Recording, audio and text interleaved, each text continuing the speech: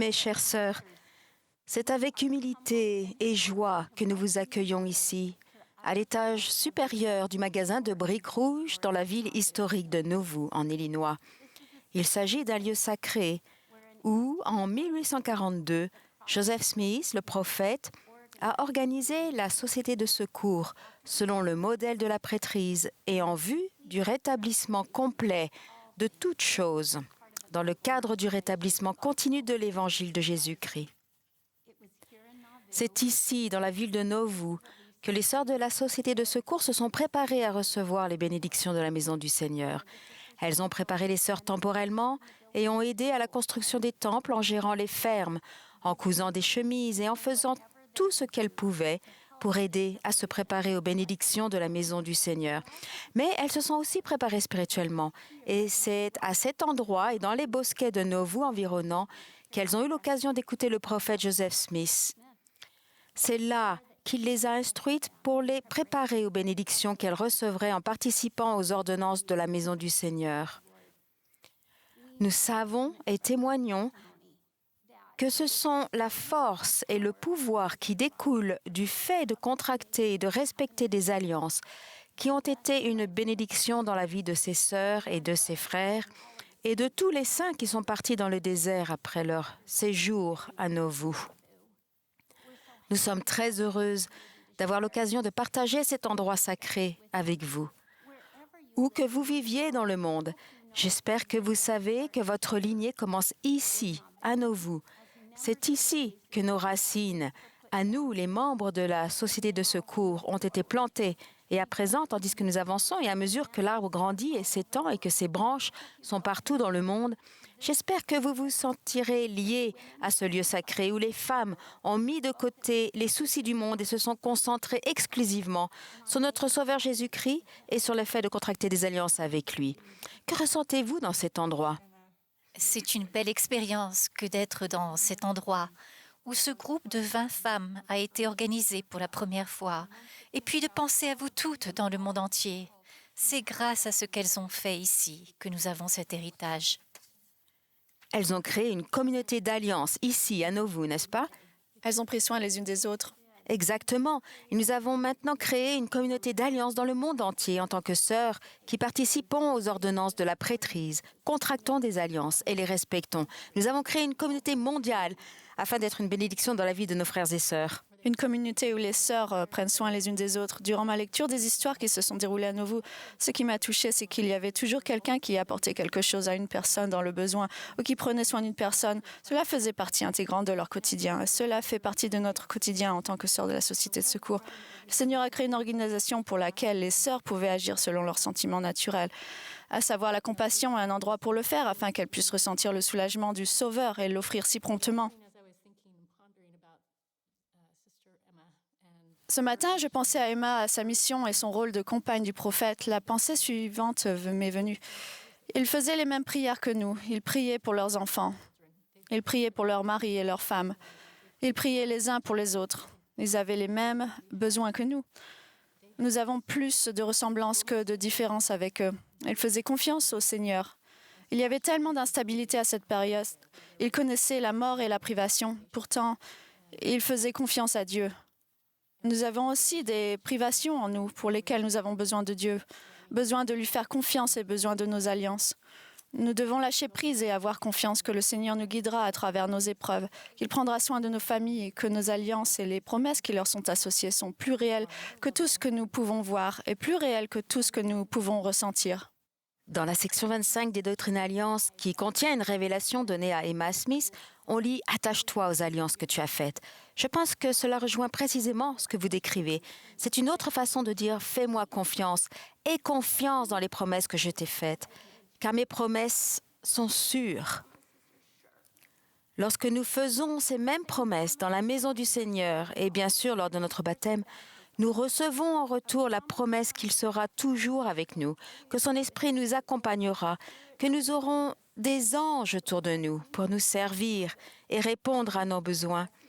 Je sais que ces promesses sont toujours d'actualité et ces promesses que Dieu a faites à ses chers saints ici à Nauvoo, il nous les fait aussi lorsque nous participons aux ordonnances de l'Évangile de Jésus-Christ, qui nous sont accessibles grâce aux clés de la prêtrise. Je pense à Emma, au nombre d'enfants qu'elle a perdus, au fait qu'elle a dû déménager d'un endroit à l'autre et que sa famille n'avait pas grand-chose.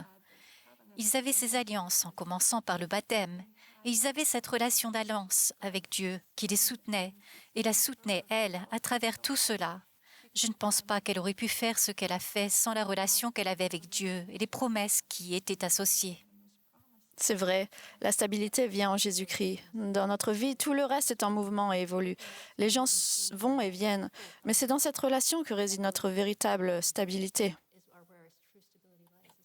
J'ai l'impression que ce qui leur a permis d'avancer, c'est de construire ce temple et de se préparer pour ces alliances supplémentaires. C'est cela qui leur a donné la force d'avancer dans l'inconnu à une période qui devait leur sembler très incertaine. La confiance qu'ils avaient en leurs alliances est tout à fait remarquable. Enfin, cela ne devrait pas nous paraître remarquable, car nous devrions tous avoir une telle confiance. Mais quel bel exemple c'est pour nous tous de placer notre confiance dans le Seigneur à travers nos alliances, ainsi que dans son représentant désigné, le prophète actuel. J'aime l'histoire de Brigham Young dans le temple. On nous dit qu'il y était pour administrer les ordonnances. Beaucoup de gens étaient là. Et il est resté jusque tard dans la nuit pour que les gens puissent recevoir leur dotation. Puis il a dit « Très bien, nous avons terminé ». Il devenait très dangereux de rester là où il se trouvait à cause des émeutiers présents dans les environs. Il a dit qu'il était temps de se préparer à partir pour traverser le Mississippi. Le lendemain matin, quand il s'est levé, le temple et ses jardins étaient remplis de personnes qui ne voulaient pas partir avant d'avoir reçu leur dotation, car elles savaient qu'elles en auraient besoin, et il pouvait s'écouler de nombreuses années avant qu'elles puissent avoir un autre temple. Nos alliances nous permettent d'être liés plus profondément à notre Père céleste et à Jésus-Christ, et nous donnent la force dont nous avons besoin pour aller de l'avant, comme ces saints l'ont fait, où que nous soyons dans le monde. Certains de mes ancêtres ont eu la bénédiction et l'occasion de recevoir leur dotation pendant cette période ici à Nauvoo. Et je suis bénie par leurs actions, tout comme nous sommes bénis par les actions de ces chères sœurs qui sont allées de l'avant avec foi, ayant confiance en leurs alliances. Parlez-nous de vos ancêtres. Eh bien, Fanny Dapp Parrish, sa fille Jen et mon grand-père à la 4e génération, Samuel Parrish, ont tous été dotés ici en février 1846. Ils faisaient partie du groupe de 5000 personnes dont vous avez parlé. Et j'aime les mots que Jen a utilisés pour décrire cette époque. Elle a dit « Nous avons l'évangile de Jésus-Christ, nous avons l'Église et nous avons un temple. » Et elle a ajouté « Oh, quelle joie nous a rempli l'âme parce que nous avons le temple. » Et en y repensant, je me dis qu'ils vivaient dans une période d'incertitude. Ils se préparaient à quitter la belle communauté qu'ils avaient établie pour partir dans le désert. Pourtant, c'était aussi une époque de grande joie. Qu'est-ce qui pourrait expliquer autrement la joie et la paix qu'elle a ressentie? Au milieu de toutes les difficultés qu'ils ont rencontrées, ils ressentaient de la paix et de la joie. Exactement. Et cela découlait des alliances qu'ils avaient contractées. Les ancêtres de Christine résidaient là-bas à la même période et nous sommes presque certaines qu'ils étaient amis, car ils étaient proches en âge et que nous sommes amis aujourd'hui. S'ils ne l'étaient pas, alors ils le sont maintenant. Absolument. Du côté de ma mère, Nancy Saban avait environ 17 ans quand elle est devenue membre de l'Église. Et pendant cette période, elle a aussi été dotée dans la maison du Seigneur. Et de votre côté, Jane n'avait que 20 ans. Et nous pensons qu'ils vivaient très près l'une de l'autre. Elles ont sûrement conversé une ou deux fois, mais qu'il est merveilleux de voir que nous, leur postérité, sommes assis ici et que nous sommes amis. Et que nous aussi, nous nous attachons à nos alliances comme elles l'ont fait. Que nous avons la même foi qu'elles et que nous faisons toute confiance au Seigneur de tout notre cœur. Ne l'oublions pas. Nous le transmettons de génération en génération. Que nous ayons ou non des ancêtres ici, que nous ayons ou non des ancêtres dans le monde entier, nos alliances trouvent leur origine ici et cela se perpétue à jamais. Tous les choix que nous faisons aujourd'hui ont de l'importance. Ils ne sont pas seulement importants pour vous, mais aussi pour les personnes qui viennent après et celles qui nous précèdent de ce côté du voile et de l'autre côté du voile. Je pense qu'il y a beaucoup de sœurs dans la société de secours qui ont l'impression d'être trop jeunes ou trop âgées. Peut-être qu'elles ne sont pas assez instruites ou pas suffisamment ceci ou cela. Peut-être qu'elles ne sont pas prêtes à accomplir l'œuvre du Seigneur. Mais nous voulons simplement vous dire que vous êtes suffisamment préparés et nous avons besoin de vous aujourd'hui. Le Seigneur a besoin que vous preniez part à son œuvre. Vous avez des dons et des talents dont le monde a tant besoin aujourd'hui. Les prophètes nous ont dit qu'en tant que sœurs, nous pouvons et devons changer le monde. Nous devons préparer le monde à la seconde venue de notre Sauveur Jésus-Christ. Mais comment le faire? Eh bien, nous y parviendrons en créant une communauté d'alliance. Et parfois, une communauté d'alliance ne compte qu'une personne, deux personnes en réalité, car nous avons une relation d'alliance avec le Christ. C'est vrai. Mais à l'avenir, votre communauté d'alliance pourra s'agrandir et évoluer. Je me souviens d'une expérience très belle que j'ai vécue récemment. J'étais avec un groupe de sœurs de la Société de secours. Nous étions toutes assises en cercle, genou contre genou. Je rendais visite à un district et j'avais une réunion avec la présidence de Société de secours, la présidente de primaire et la présidente des jeunes filles qui étaient membres de l'Église depuis un mois seulement. Elle se sentait un peu dépassée et nous faisait part de son inquiétude quant à la manière dont elle allait s'acquitter de ses nouvelles responsabilités. Le moment que j'ai préféré de cette réunion, c'est quand la présidente de la Société de secours s'est tournée vers elle et lui a dit en toute sincérité « Ne t'inquiète pas, nous allons t'aider ». Et c'est comme cela qu'il faut agir. Où que nous soyons, nous créons cette communauté d'alliance centrée sur Jésus-Christ. Ces dons innés qui nous sont donnés et nous permettent de prendre soin les unes des autres. Et c'est exactement ce qui s'est passé dans ce district. Elle n'a pas eu à s'inquiéter, elle a pu faire confiance au Seigneur et elle a été entourée des sœurs de la Société de secours.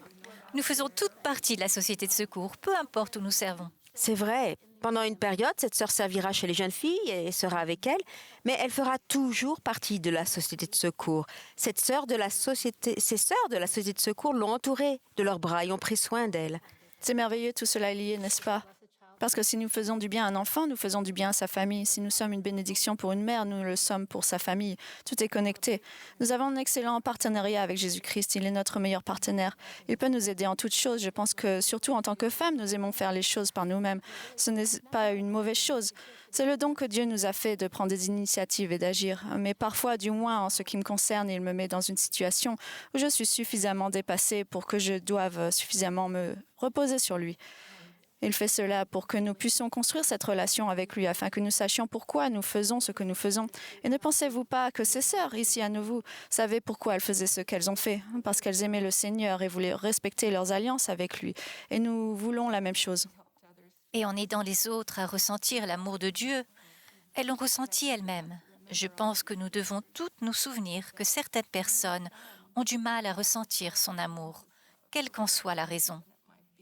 Mais quand nous leur montrons notre amour, que nous les prenons sincèrement dans nos bras et leur faisons ressentir notre amour, alors nous commençons aussi à ressentir l'amour du Sauveur. Il sait que nous avons besoin de ressentir son amour souvent, alors il met en nous ces sentiments de compassion afin que nous servions d'autres personnes et que nous le ressentions aussi. I think that all of our sisters have an opportunity to be part of a global initiative. Toutes nos sœurs ont l'occasion de prendre part à une initiative mondiale pour le bien-être des femmes et des enfants, en faisant des choses simples dans leur foyer, leur quartier et leur collectivité. Nous le faisons une mère, une femme ou un enfant à la fois, tout comme le Sauveur le ferait. C'est une belle invitation. Nous pouvons aller à lui pour nos besoins temporels et spirituels. Nous avons besoin du temporel comme du spirituel, n'est-ce pas? C'est intéressant de voir à quel point il semble que notre situation soit moins importante que notre relation avec notre Père Céleste et notre Sauveur. Parfois, il arrive que l'on s'assoit à la Société de secours avec un sentiment de solitude. Puis on réalise que toutes les personnes assises à côté de nous ont aussi des difficultés et désirent aussi être aimées. Elles sont aimées, appréciées et sont à leur place. Je pense que lorsque nous participons à la Société de secours, nous avons l'occasion d'échanger. Nous nous rendons compte que nous possédons bien plus de ressemblances que de différences. Je peux témoigner que nous ne sommes jamais seuls et que notre Père Céleste est notre Sauveur et qu'il nous connaisse Ils connaissent vos besoins, ils se soucient de ce qui vous préoccupe et désirent vous bénir. Et les sœurs à côté de vous ont le même désir d'être aimées, d'avoir l'occasion d'apporter leur contribution et de se sentir valorisées. Je sais que le Christ sait ce que l'on traverse et qu'il est à nos côtés dans nos décisions, nos difficultés et nos joies. Nous pouvons lui demander du conseil. Nous avons la bénédiction de savoir que parce qu'il a parcouru le chemin seul, nous n'aurons jamais à le faire. Je suis en train d'imaginer des groupes de sœurs dans le monde entier qui regardent cette réunion en ce moment même.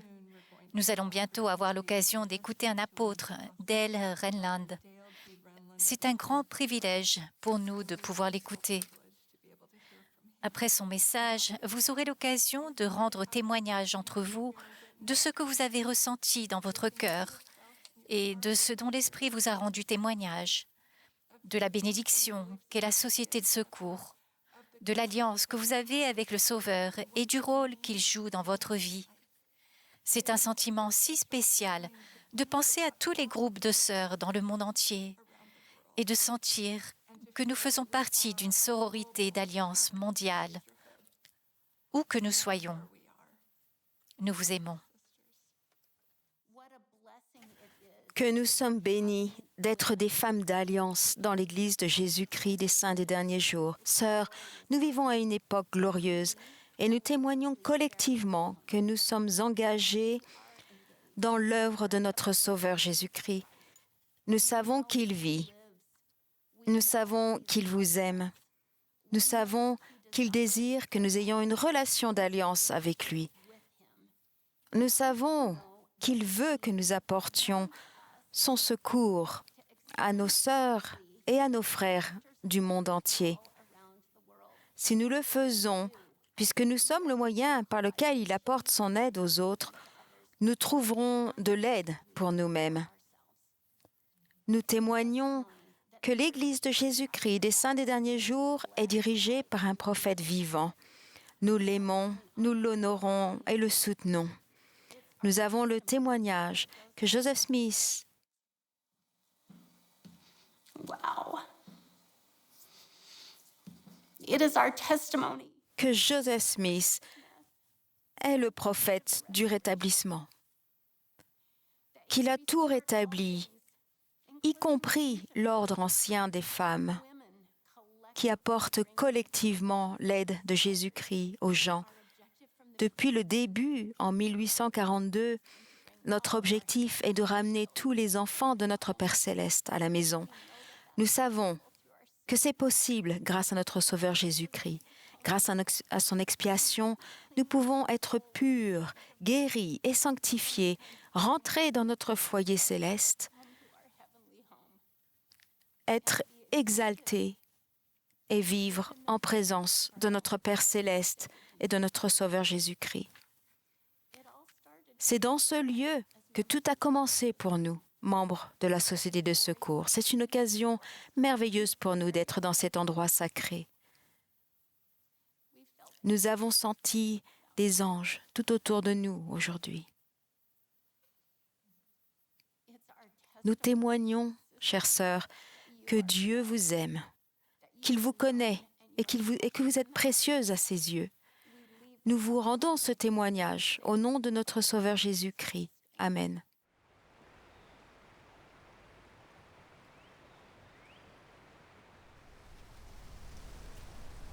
Dear sisters, Chères sœurs, nous sommes assemblés dans des églises du monde entier pour célébrer la Société de secours. Nous avons eu la bénédiction d'entendre notre merveilleuse présidence générale de la Société de secours. Ces sœurs ne manquent jamais de m'inspirer. Elles exercent une influence chrétienne qui me motive à faire mieux et à être meilleure.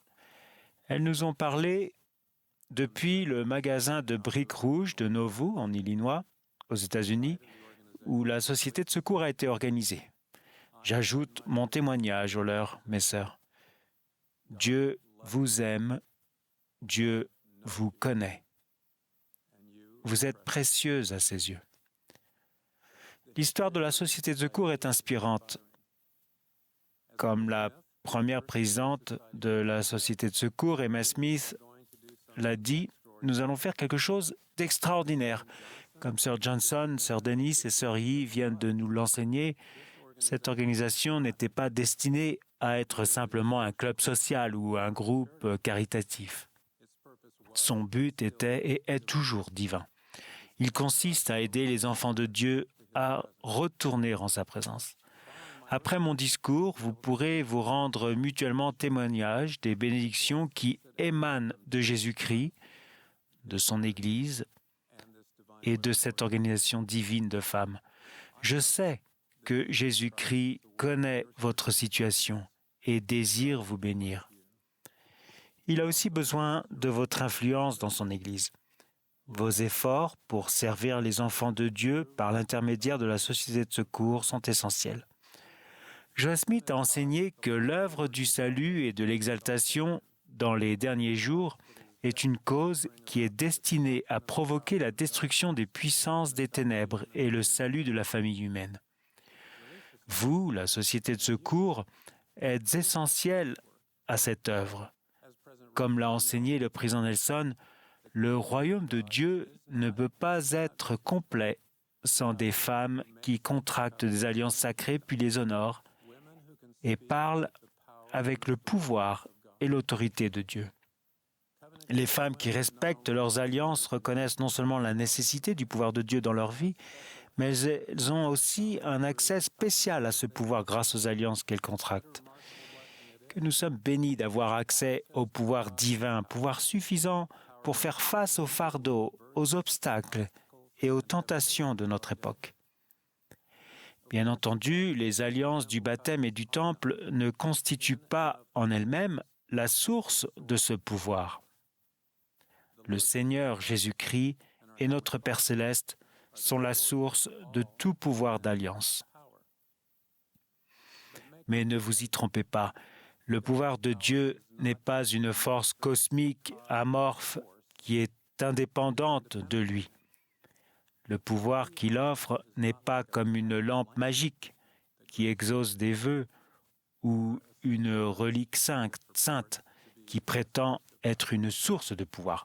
Même le vêtement de la sainte prêtrise n'a pas de pouvoir en tant que tel. Non, le pouvoir de Dieu est nécessairement lié à lui et à ses desseins. Comme toujours, Jésus-Christ nous a montré l'exemple parfait. Dieu a donné tout pouvoir dans le ciel et sur la terre à Jésus-Christ, parce que ce dernier a accepté que sa volonté soit engloutie dans la volonté du Père. Dans la vie prémortelle, le Sauveur a dit « Père, que ta volonté soit faite ». Il a réaffirmé cela à Gethsémanée et sur la croix. Après sa résurrection, il l'a répété au peuple du livre de Mormon et l'a fait de nouveau au début de cette dispensation. Il a reçu le pouvoir de Dieu parce qu'il avait été préordonné pour le recevoir et qu'il était digne de confiance pour utiliser ce pouvoir comme notre Père céleste lui-même le ferait. Pensez aussi à Néphi, prophète du livre de Mormon, fils d'Élaman. Quand le pouvoir de scellement lui a été délégué, Jésus-Christ lui a dit « Je te bénirai à jamais. Tout te sera fait selon ta parole. » La raison pour laquelle le Christ a confié ce pouvoir universel à Néphi était que ce dernier avait été appelé prophète et parce qu'il avait accompli la volonté de Dieu inlassablement et sans crainte. Il cherchait à accomplir les desseins de Dieu, pas les siens. Il n'a pas demandé ce qui était contraire à la volonté de Dieu et ne voulait pas le faire. Il a reçu l'accès au pouvoir du Sauveur parce qu'on pouvait compter sur lui pour l'utiliser comme Jésus-Christ lui-même l'aurait fait. Même lorsque nous nous efforçons d'avoir davantage accès au pouvoir de Dieu dans notre vie, il reste son pouvoir. Le pouvoir d'alliance auquel nous accédons ne se trouve pas en nous. De même que l'obtention d'une bénédiction quelconque de Dieu se fait par l'obéissance à cette loi sur laquelle elle repose, l'accès au pouvoir de Dieu s'obtient selon les principes de la justice. On ne peut pas se servir du pouvoir de Dieu à des fins égoïstes ou pour exercer un contrôle sur qui que ce soit. Essayer d'exercer son pouvoir avec quelque degré d'injustice que ce soit entraîne le retrait de ce pouvoir et on nous a averti que cela tournerait à notre condamnation. Ceux qui ne placent pas leur confiance en Dieu, qui sont chancelants dans leur vie de disciples, ou qui s'endurcissent le cœur, ou foulent aux pieds le Saint d'Israël, ne peuvent pas recevoir l'accès à son pouvoir. Pour cultiver le pouvoir de Dieu dans notre vie, nous devons donc nous efforcer d'être justes, de faire le bien et d'agir conformément à sa volonté. Le fait de contracter, de respecter de multiples alliances avec Dieu vous rapproche de lui, vous transforme et vous donne davantage accès à son pouvoir. Les femmes qui respectent leurs alliances sont dispersées sur toute la surface de la terre et sont armées de justice et du pouvoir de Dieu dans une grande gloire. Où que vous soyez, vous avez droit à ce pouvoir. Il vous permet d'obtenir plus de bonheur, de paix et de repos. Il vous permet d'acquérir une plus grande connaissance, de devenir une meilleure disciple de la justice et une héritière légitime dans le royaume de Dieu. Vous recevez le pouvoir de résister à la tentation et de vous repentir lorsque vous trébuchez. Vous recevez aussi du pouvoir qui vous fortifie pour mieux résister aux épreuves et aux chagrins. J'aimerais vous donner un exemple personnel de la façon dont les alliances du Temple nous ont procuré à ma femme Ruth et à moi une paix et une assurance accrue. Quelques années après notre mariage, Ruth est tombée gravement malade d'un cancer de l'ovaire. Elle devait subir 2 opérations et une chimiothérapie. Notre unique enfant, Ashley, âgé de 16 mois, n'avait jamais vraiment été séparée de sa mère et était devenue inhabituellement irritable et grincheuse. Elle refusait de manger la nourriture que je préparais. Alors nous avons négocié et j'ai fini par lui donner de la crème glacée et des boissons gazeuses.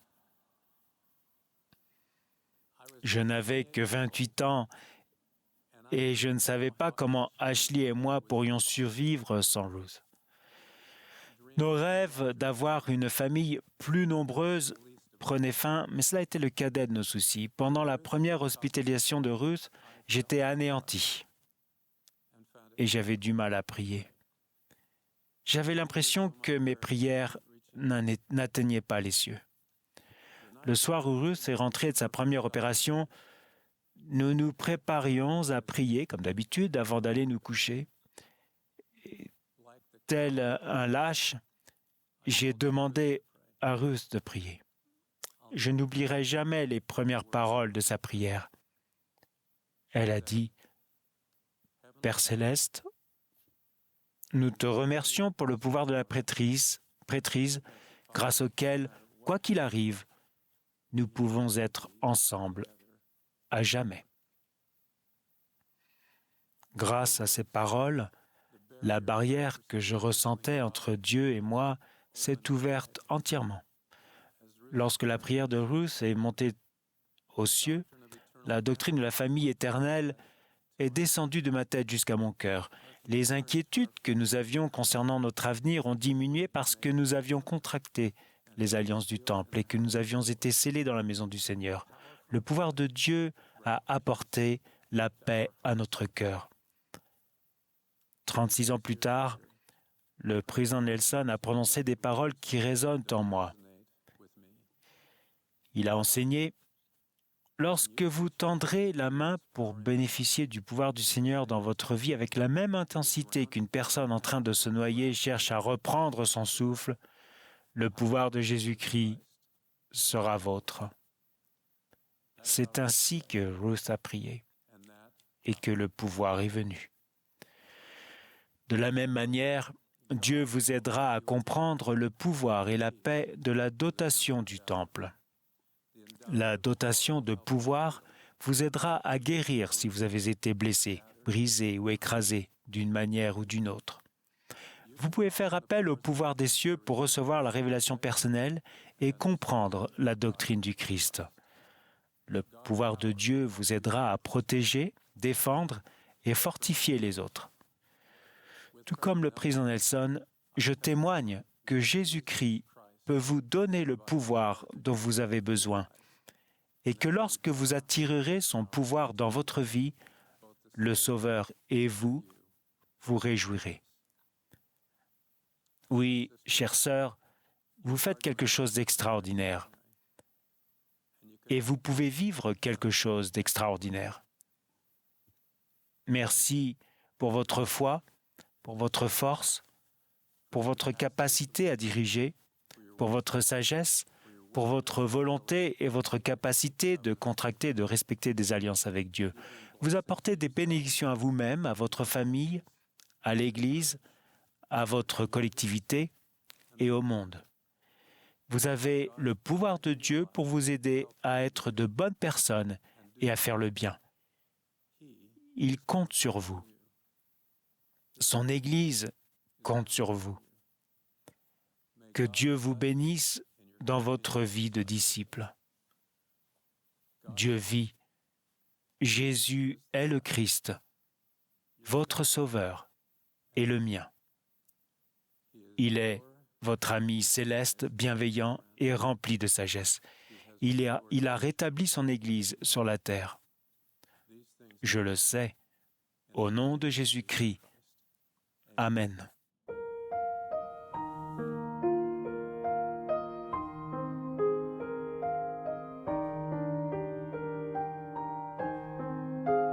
Come, thou fount of every blessing, tune my heart to sing thy grace. Streams of mercy never ceasing, call for songs of loudest praise.